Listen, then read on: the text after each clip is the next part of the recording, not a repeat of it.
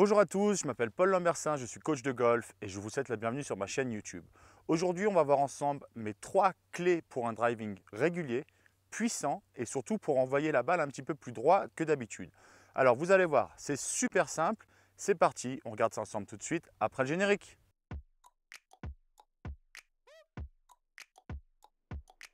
Vous êtes de plus en plus nombreux à me suivre sur ma chaîne YouTube et ça me fait extrêmement plaisir. Pour vous remercier aujourd'hui, je vous ai préparé une vidéo spéciale driving.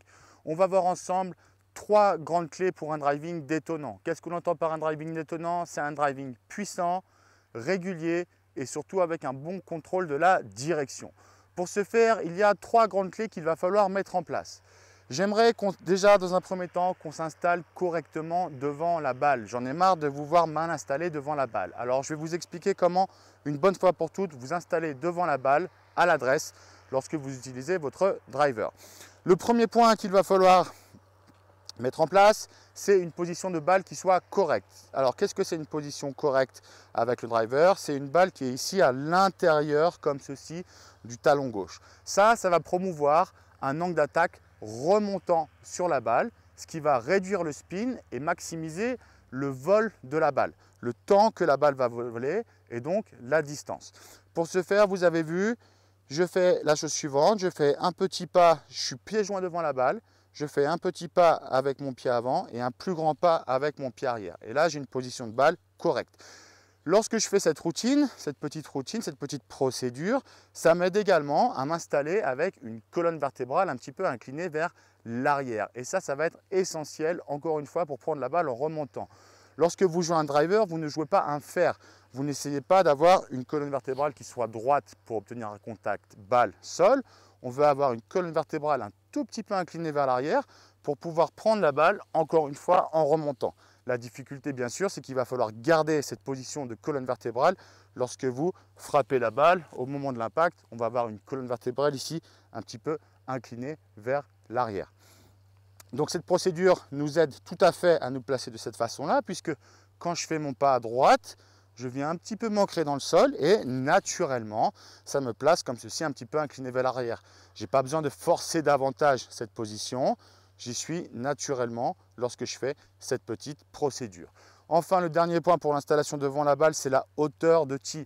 Ce qu'on essaie de faire lorsque l'on joue au golf, c'est d'avoir l'équateur de la balle, c'est-à-dire le centre de la balle, ici à la hauteur de la couronne du driver. Pour ceux qui me disent oui, mais moi si je mets un tee un petit peu haut, je fais des chandelles. Les chandelles, ce n'est pas parce que le tee est haut. Les chandelles, c'est parce qu'on arrive en descendant sur la balle, ce qui fait popper la balle comme ceci vers le ciel. Donc si vous maintenez à l'impact votre position de colonne vertébrale, alors on ne fera plus de chandelle lorsque l'on joue. Mon deuxième point pour obtenir un driving puissant, c'est qu'il va falloir utiliser l'ensemble du corps. C'est la même chose, je ne veux plus vous voir utiliser seulement comme ceci les bras. Nous, ce qu'on essaie de faire, c'est une rotation complète. On recrute l'ensemble du corps. Une clé, 2 clés pour y parvenir, ce sont 1. Je tourne le dos à la cible. Là, je suis vraiment prêt à envoyer les chevaux comme ceci à travers la balle. Ou 2, j'amène mon épaule avant, comme ceci, sous mon menton.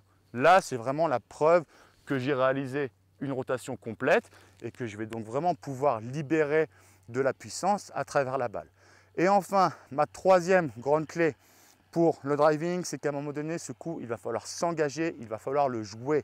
Donc, plutôt que de simplement venir taper la balle, moi, je vais vous demander de venir tourner dans la balle, d'accord? Donc de vraiment envoyer votre énergie vers l'avant. Pour y parvenir, gardez bien en tête que nous, lorsque l'on joue au golf de manière générale, on n'est pas là à taper la balle, on veut envoyer la balle vers une cible, d'accord? Je veux jeter la balle, le club en direction de la cible.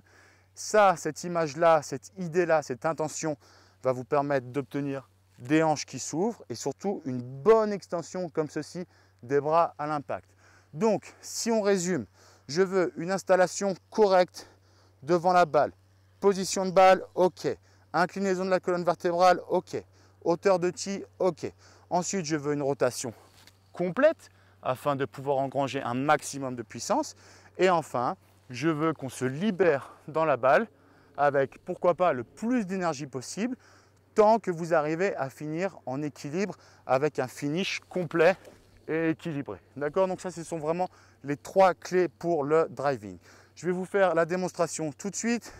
Je suis là, je m'installe correctement devant la balle, comme ceci, position de balle, ok, inclinaison de la colonne vertébrale, ok, hauteur de tee, ok. Ensuite, je vais réaliser une rotation complète et je vais finir mon swing en équilibre avec une bonne traversée à travers la balle. Alors, ça ressemble à quelque chose comme ça.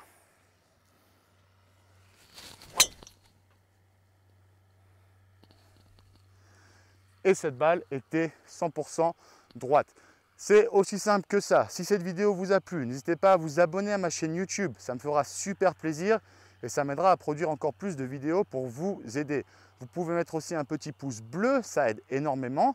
Et enfin, vous pouvez aller sur mon site internet pour voir tous les stages que je propose en France comme à l'étranger. Voilà, moi je vous souhaite un bon entraînement et je vous dis à bientôt pour de prochains conseils.